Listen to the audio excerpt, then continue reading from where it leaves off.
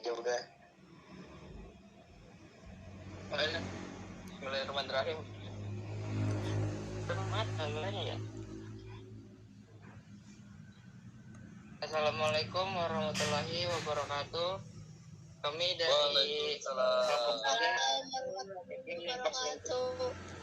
dari kelompok 3 akan mempresentasikan materi Pancasila sebagai ideologi negara. Sebelum presentasi, saya akan memperkenalkan rekan-rekan dari anggota kelompok 3. Pertama ada Auzi Niyasfian, selanjutnya ada Siti Husna Fadila, Maulana Arfidayat, Aisyah Zulfaidah, Divan Indiasa Rudin, dan Febriani Maturung.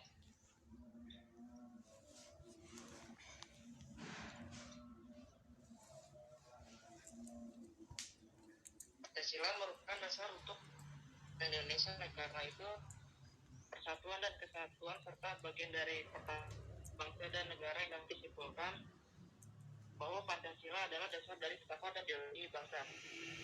Sebagai dasar negara kesatuan Republik Indonesia, nilai-nilai Pancasila telah ditutup pada bangsa Indonesia sejak zaman dahulu. Nilai ini meliputi nilai budaya, adat dan istiadat, dan agama yang harus diterapkan dalam kehidupan sehari-hari. Identitas nasional Indonesia terkait melalui nilai-nilai yang dijadikan pedoman hidup. Segala tindakan masyarakat Nusantara harus tercermin dalam nilai-nilai Pancasila. Untuk itu, Partai Republik Indonesia berupaya mengartikulasikan nilai hidup tersebut dalam sebuah ideologi yang disebut Pancasila. Negara-negara yang berideologi Pancasila juga memiliki landasan yang berdasarkan Pancasila. Dan negara dengan tata tertib yang keteraan negara dan pedoman hidup bernegara. Pancasila sebagai satunya ideologi yang dianut oleh bangsa Indonesia dari berbagai suku bangsa dipersatukan oleh Pancasila. Karena itu, Pancasila sering dianggap sebagai ideologi sakti. Siapapun yang berusaha menggulingkannya, seluruh elemen bangsa Indonesia dan kekuatan selanjutnya materi pengertian Pancasila sebagai ideologi negara akan disampaikan oleh Diva.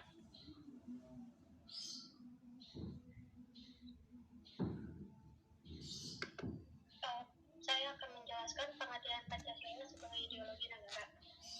Pancasila itu merupakan ideologi negara yang menjadi dasar bagi kehidupan berbangsa dan negara dan bernegara bangsa Indonesia. Nama Pancasila itu sendiri diambil dari bahasa Sanskerta yang terdiri dari dua suku kata, yaitu panca yang berarti 5 dan sila yang berarti prinsip atau asas. Sedangkan ideologi Pancasila itu berasal dari bahasa Perancis yang terdiri dari dua suku kata, yaitu ideo yang berarti ide atau gagasan dan logi yang mengacu pada logos yang berarti ilmu. Jadi pengertian ideologi Pancasila itu secara hakikatnya adalah bukan semata-mata hanya pemikiran atau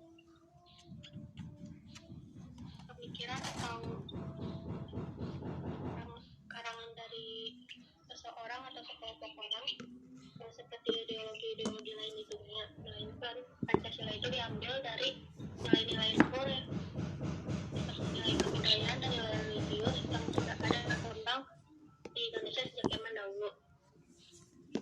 Pancasila itu terdiri dari 3 asas, yaitu Pancasila sebagai asas kebudayaan, yang dimaksud asas Pancasila sebagai kebudayaan itu mana semua sudah terkandung dalam nilai Pancasila itu sudah disahkan secara yuridis oleh negara, dan nilai-nilai adat istiadat yang terkandungnya itu sudah ada dan berkembang sejak zaman dahulu. Yang kedua itu ada Pancasila sebagai religius, di mana setiap nilai-nilai yang terkandung dalam Pancasila itu mengandung nilai keagamaan. Dan yang ketiga itu ada Pancasila sebagai asas kenegaraan, di mana unsur-unsur yang terkandung dalam Pancasila itu sudah melalui perumusan yang panjang yang dilakukan oleh PPPKI dan Panitia 9 yang kemudian disahkan oleh PPKI, kemudian dijadikan dasar filsafat negara Indonesia untuk terwujudnya suatu cita-cita bangsa. Selanjutnya akan dijelaskan oleh Aisyah.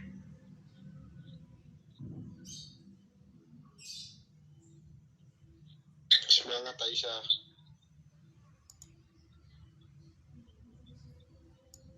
Apaan sih Arif? Kemudian akan menjelaskan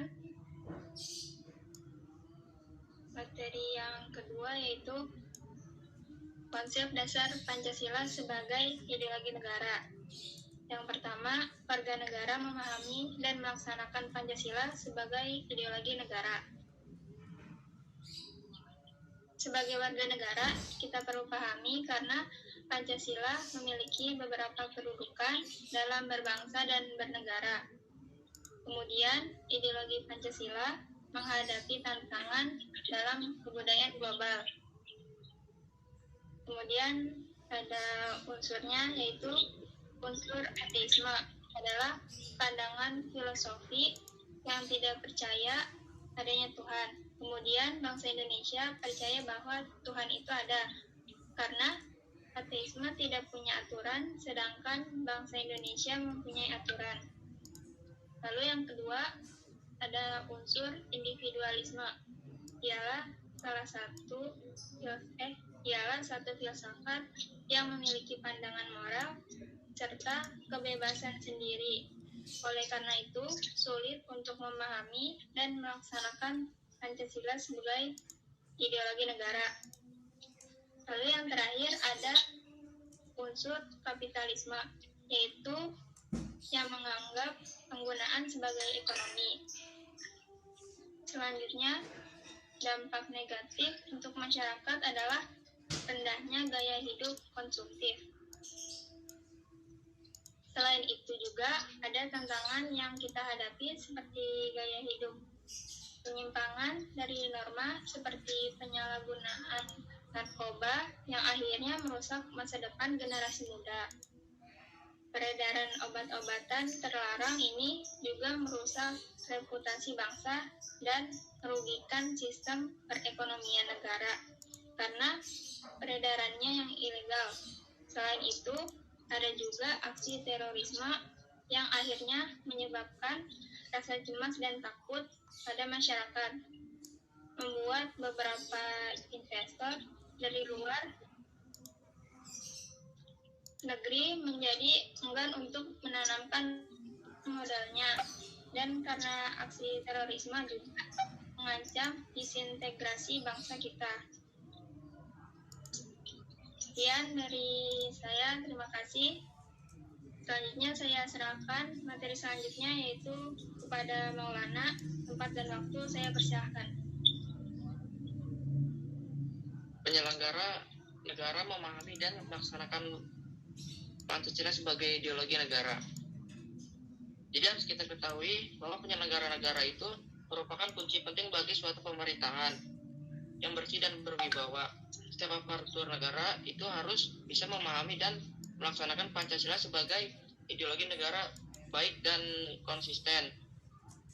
Karena jika aparatur negara saja tidak bisa menjalankan dengan baik dan benar serta konsisten, maka bagaimana rakyat bisa patuh dan melaksanakan Pancasila sebagai ideologi negara? Karena itu sama saja tidak adil dan berarti melanggar sila kelima yang berbunyi keadilan sosial bagi seluruh rakyat Indonesia, di mana suatu keadilan dan keseimbangan itu harus bisa terwujud dalam materi selanjutnya akan disampaikan oleh Febriani Manurung.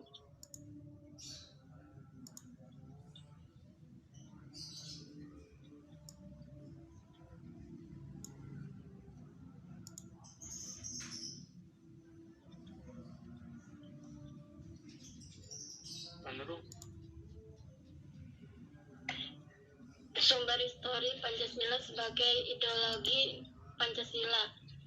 Dalam sumber histori ini terbagi menjadi 6 periode masa pemerintah di Indonesia, mulai dari masa pemerintah R. Soekarno. Pancasila ditegaskan sebagai pemersatuan bangsa. Penegasan ini dikumandangkan oleh Soekarno dalam berbagai pidato politiknya dalam kurung waktu 1945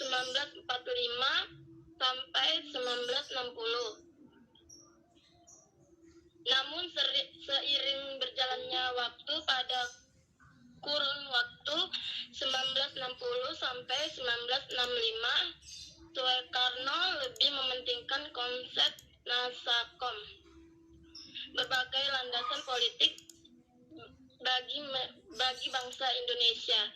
2. Deor Mohata. Pancasila dijadikan sebagai as tunggal bagi organisasi politik. Dengan organisasi kemasyarakatan periode ini diawali dengan keluarnya TAP MPR nomor 11 atau 1978 tentang pemasyarakatan. Nilai-nilai Pancasila MPR ini menjadi landasan bagi dilaksanakannya penantara P4 bagi semua lapisan masyarakat. Ketiga, B. Habibie. Resonansi Pancasila kurang bergema karena pemerintah Habibie lebih disibukkan dengan masa lalu politik baik di dalam negeri maupun luar negeri. Di samping itu, lembaga yang bertanggung jawab terhadap sosialisasi nilai-nilai Pancasila dibubarkan.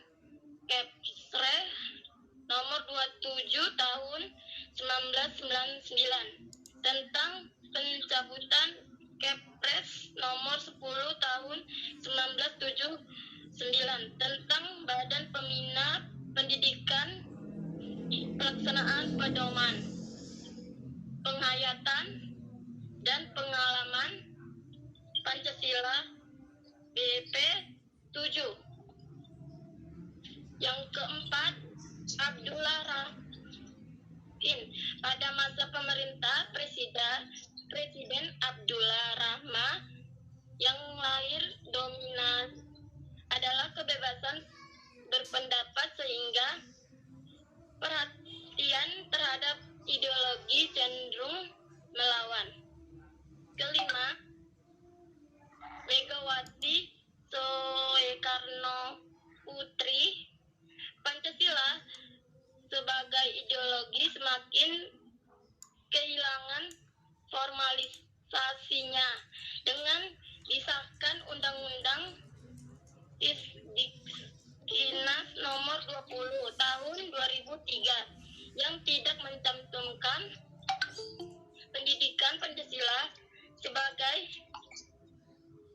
mata pelajaran wajib dari tingkat sekolah dasar sampai perguruan tinggi.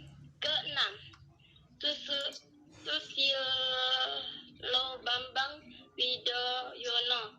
Pemerintah SBY yang berlangsung dalam 2 periode dapat dikatakan juga tidak terlalu memperhatikan pentingnya Pancasila sebagai ideologi negara.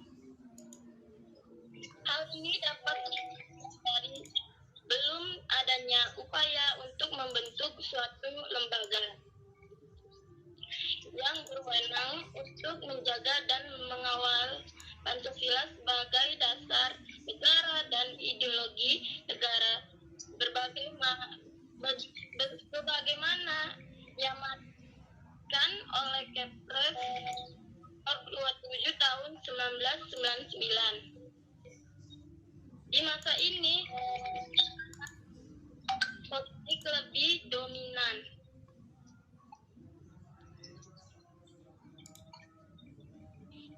Pemilu ditandai dengan bertarung politik untuk memperoleh kekuasaan atau meraih suara sebanyak-banyaknya dalam pemilu. Mendekati akhir masa jabatannya, Presiden SBY mendatangi Undang-Undang Nomor 12 Tahun 2012 tentang pendidikan tinggi yang mencantumkan mata kuliah wajib pada pasal 35 ayat 3.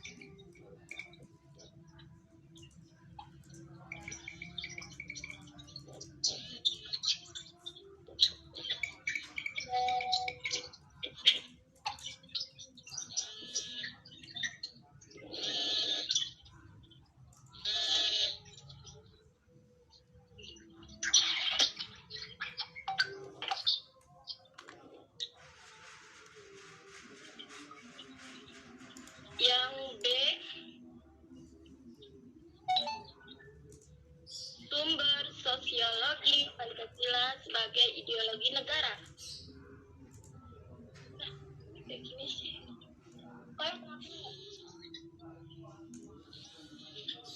Dia mau mana? Kalian lagi.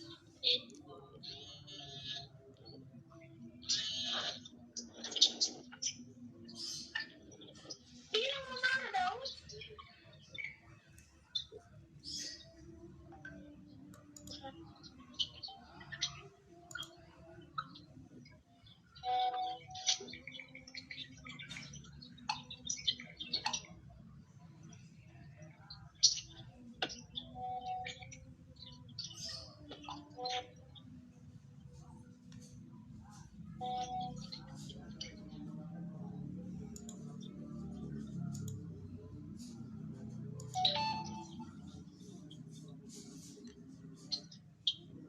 Materi selanjutnya akan disampaikan oleh Auzi Yasni Yevgen.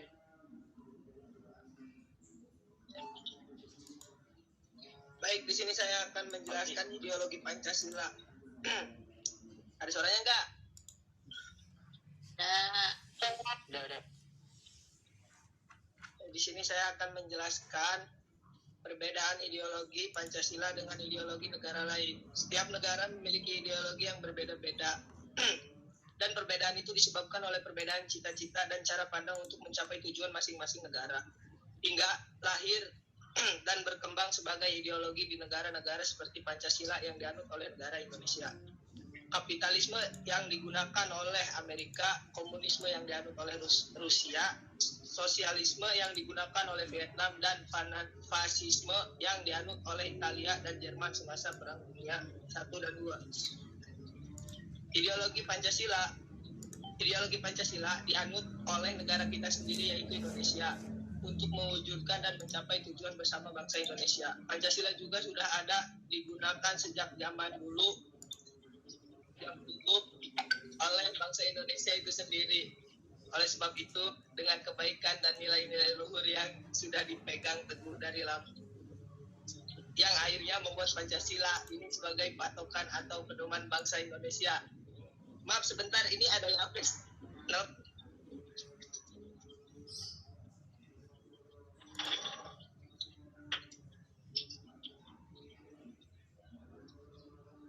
Baik, saya lanjutkan. Oleh sebab itu, dengan kebaikan dan nilai-nilai luhur yang sudah dipegang teguh dari lama, yang akhirnya membuat Pancasila ini sebagai patokan atau pedoman bangsa Indonesia dalam kehidupan berbangsa dan bernegaranya. Pancasila merupakan ideologi terbuka yang sifatnya fleksibel, yang bisa beradaptasi dengan setiap perkembangan zaman yang terjadi. Dan Pancasila juga merupakan wujud cita-cita yang telah hidup lama dalam diri bangsa Indonesia. Dan keberadaannya sebagai ideologi yang tidak pernah dipaksakan kepada bangsa Indonesia itu sendiri. Kedua, ideologi kapitalisme dan liberalisme. Ideologi kapitalisme ini berkembang di Amerika, yang dicetuskan oleh Adam Smith dengan pemahamannya terhadap merkantilisme. Adam Smith beranggapan bahwa ada sistem tersembunyi yang menjalankan ekonomi pasar yang bebas dari campur tangan negara, yang artinya negara hanya sebagai pengawas saja. Kapitalisme ini lahir pada abad ke-18, pada saat masyarakat Barat merasa terkekang oleh doktrin-doktrin gereja, yang akhirnya memicu masyarakat yang sebelumnya tersiksa melakukan gerakan perlawanan terhadap penguasa federal, raja, dan tirani. Masyarakat menuntut kebebasan, persaudaraan, dan kesetaraan. Sehingga lahirnya ideologi liberalisme dan kapitalisme sangat erat hubungannya, karena kedua ideologi ini sama-sama mencari kebebasan dan menolak intervensi negara dalam kehidupan sosial mereka.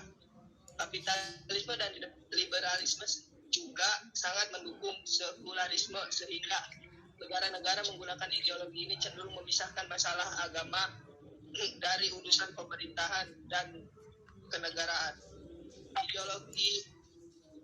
Ideologi liberal dan kapitalis ini juga merupakan ideologi terbuka karena memberikan kebebasan bagi semua warga negara. Dalam ideologi liberalisme dan kapitalisme juga menghormati adanya pluralisme di negaranya. Baik, itu yang saya sampaikan. Kurang lebihnya mohon yang ditanyakan, mohon tanyakan.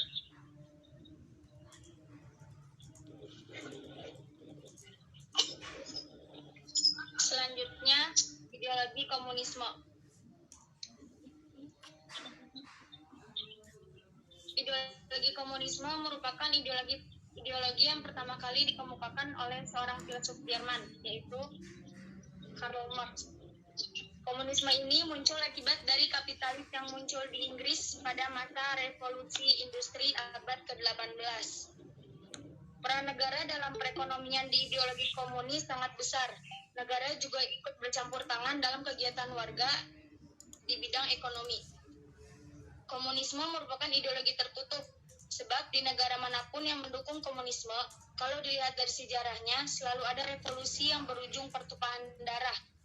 Dan bagi pihak manapun yang memenangkan perebutan kekuasaan tersebut, maka dapat memaksakan adanya komunisme di negara tersebut. Banyak negara non-Eropa yang menganut paham komunis yang memiliki nilai luhur yang berbeda dengan negara lain. Dan komunis juga bukan cita-cita atau tujuan nasional negara tersebut. Yang kedua yaitu ideologi sosialisme. Sosialisme adalah sebuah ideologi yang diciptakan sebagai tanggapan atas munculnya ideologi liberal dan kapitalis pada akhir abad 18 sampai awal abad 19. Sama seperti komunisme, sosialisme muncul saat revolusi industri di Inggris yang pada saat itu ada pembagian kelas antara burjuis dan proletariat, di mana burjuis mengeksploitasi proletariat untuk keuntungan mereka sendiri, yang mengakibatkan proletariat memperoleh pendapatan yang kecil. Karena upah yang kecil inilah yang membuat masyarakat hidup di kawasan kumuh dan jauh dari kemakmuran. Maka terjadilah revolusi sosial yang dicetus oleh Karl Marx, oleh Friedrich Engels, sehingga lahirlah ideologi baru, yaitu sosialisme. Sosialisme percaya bahwa ekonomi tidak boleh menciptakan kesenjangan bagi setiap individu dalam kehidupan sosial. Dengan kata lain, bagi individu untuk mencapai keadilan, mereka harus mau berbagi dengan orang lain. Dalam ideologi ini juga, negara menjadi pengelola sektor ekonomi yang berlangsung di masyarakat. Pemerintahan juga ikut campur dalam penetapan harga yang terjadi dalam mekanisme pasar. Akibatnya, peran individu atau swasta sangat terbatas atau kecil di negaranya. Sosialisme juga pada hakikatnya adalah ideologi tertutup karena penganut ideologi sosialisme mengharuskan masyarakat melakukan loyalitas dan pengorbanan mutlak untuk ideologi tersebut. Selanjutnya saya over Kauzi.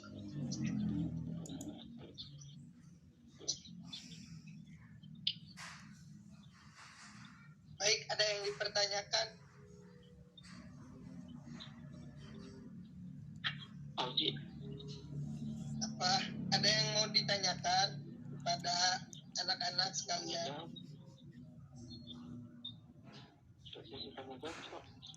Ada suaranya enggak ini?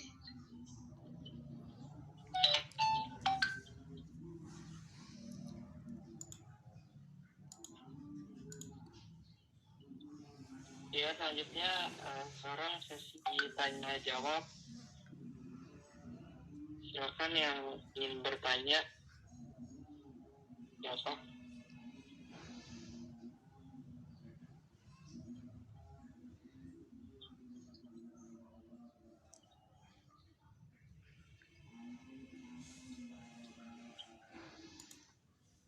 Yang mau nanya siapa ya? Nggak nanya.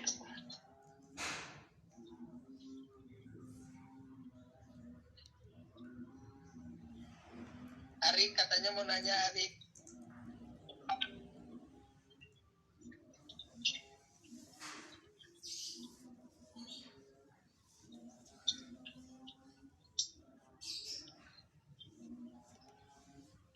Ini ada yang mau bertanya kah ini?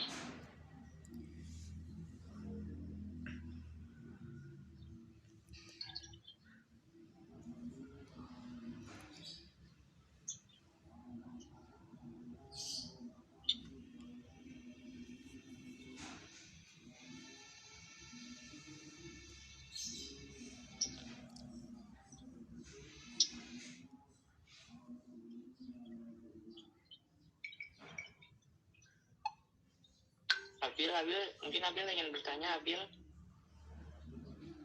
Hanya apa nu tamu aku nih aku baru tidur.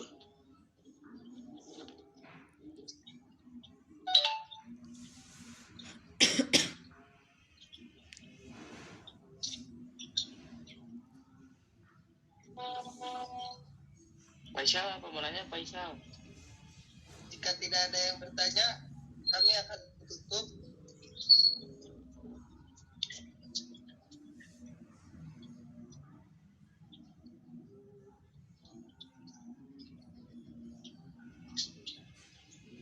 Halo.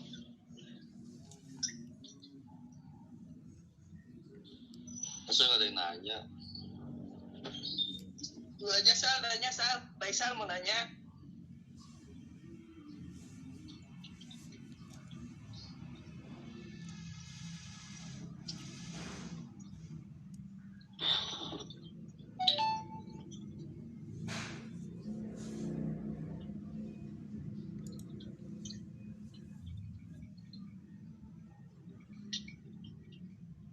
Mau nanya nih.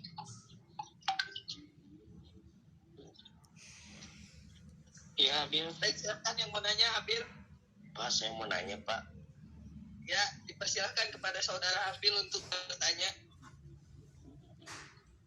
Nama saya Abil Busairi. Apakah benar ideologi Pancasila itu adalah ideologi yang sempurna di dunia?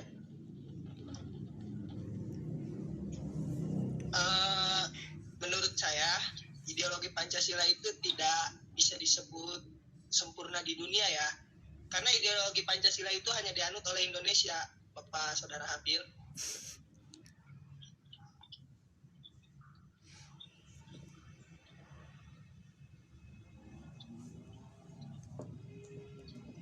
Dan apakah benar ideologi Pancasila itu benar-benar diterapkan di Indonesia apa tidak? Bapak Habil nanya apa ngejebak? Saya takut disomasi nih.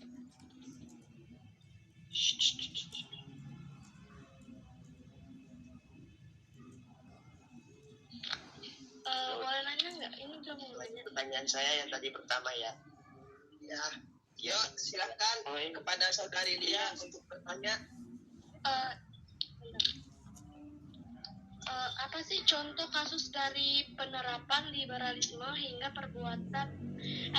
perubahan berkah liberalisme antara lain? Bentar, saya catat ya.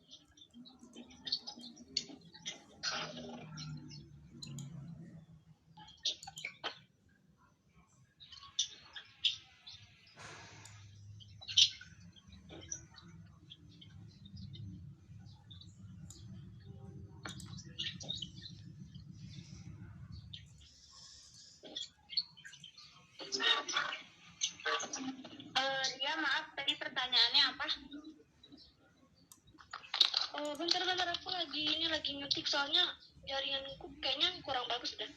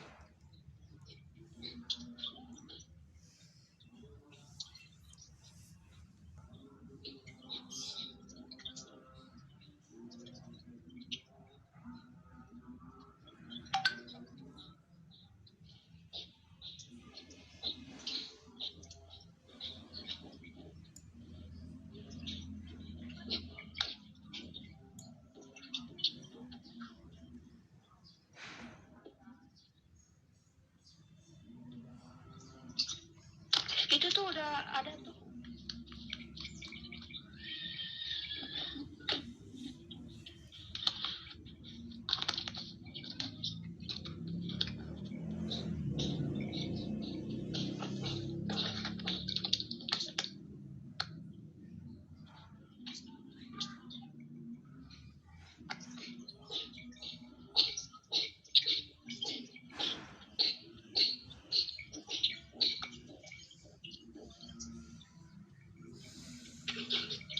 Auzi udah Auzi.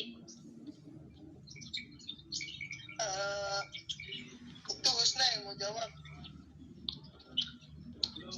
Lihat grup ya.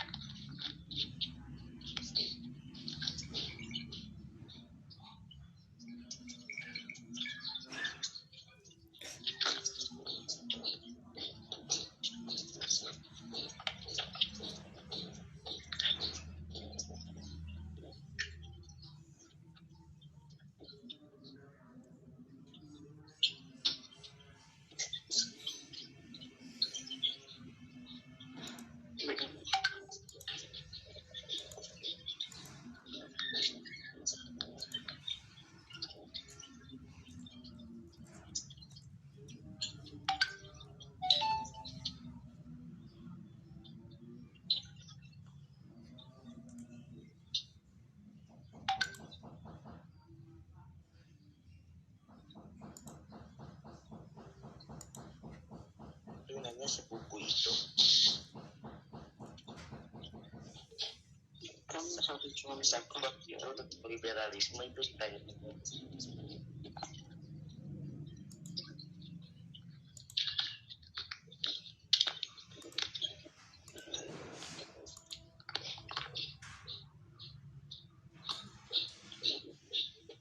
Tuh, Ria, Iya. saya nanya yang sebab itu tentang liberalisme. Apa? Saya nanya sebab itu yang liberalisme satu bab itu. Enggak, itu baca itu dong. Apa sih? Itu ada tuh di poin. Bentar aku ini tandain ya. Jangan di sini ya. Lupa.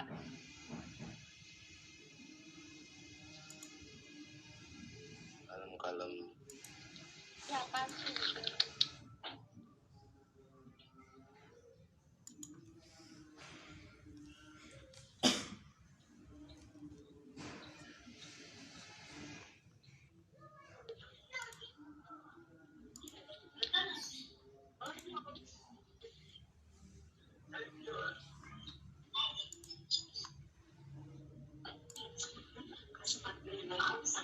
Ini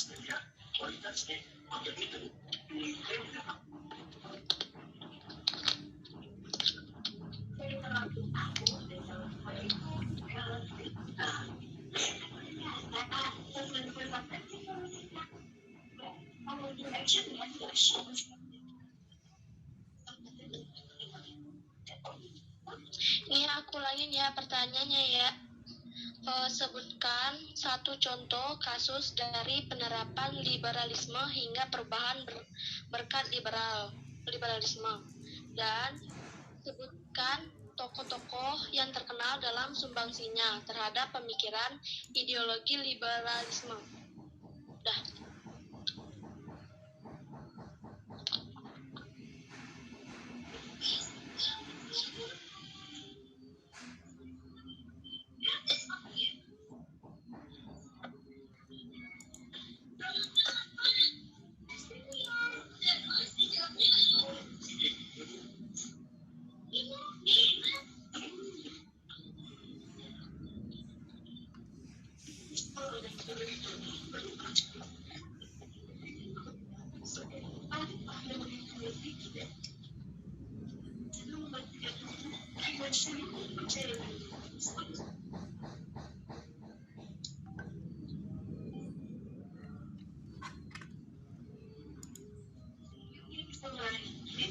Bentar ya.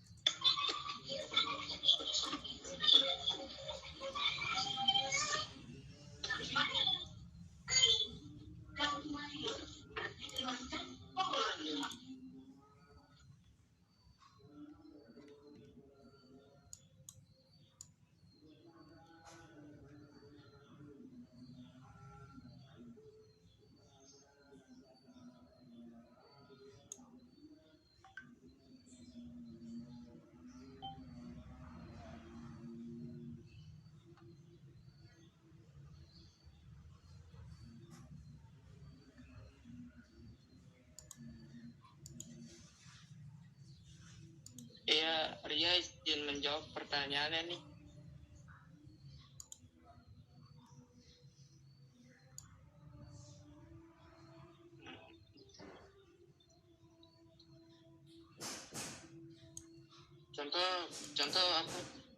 Contoh kasus dari penerapan liberalisme itu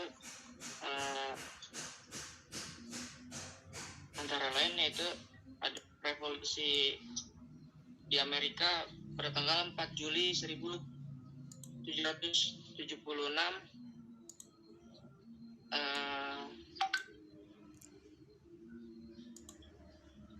dan tokoh-tokoh yang terkenal antara lain yaitu Thomas Hobbes pada tanggal 5 April 1588 sampai 4 Desember 1679.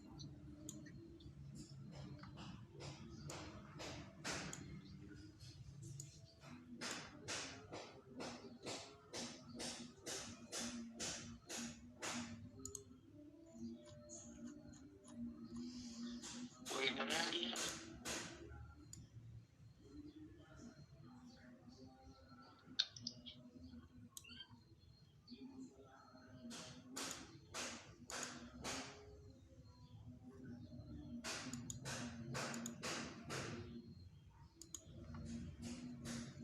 Bagaimana dia jawaban? Ya cukup. Oke, terima kasih.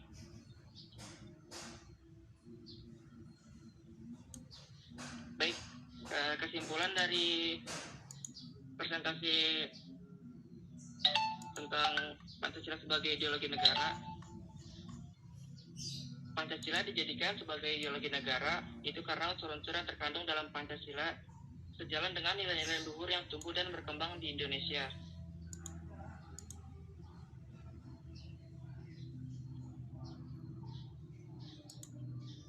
Pancasila juga merupakan ideologi terbuka di mana Pancasila bisa menyesuaikan diri dengan setiap perkembangan zaman yang terjadi. Menurut sejarah lahir Pancasila, sebagai ideologi negara baik dari segi historis, sosiologis, dan politis menggambarkan bahwa setiap silanya menggambarkan nilai-nilai luhur, kebudayaan yang jadi pedoman dan patokan dalam menjalani kehidupan berbangsa dan bernegara. Dan saran kami sebagai generasi bangsa Indonesia, kita sebaiknya bisa menjaga ideologi negara kita sendiri, yaitu Pancasila. Karena Pancasila adalah gagasan utama yang sejalan dengan kehidupan berbangsa dan bernegara. Dengan begitu juga kedudukan Pancasila sebagai ideologi negara tidak akan terganti atau tergusur keberadaannya. Sekian presentasi dari kelompok 3. Mohon maaf bila ada kekurangan. Sekian, Assalamualaikum warahmatullahi wabarakatuh.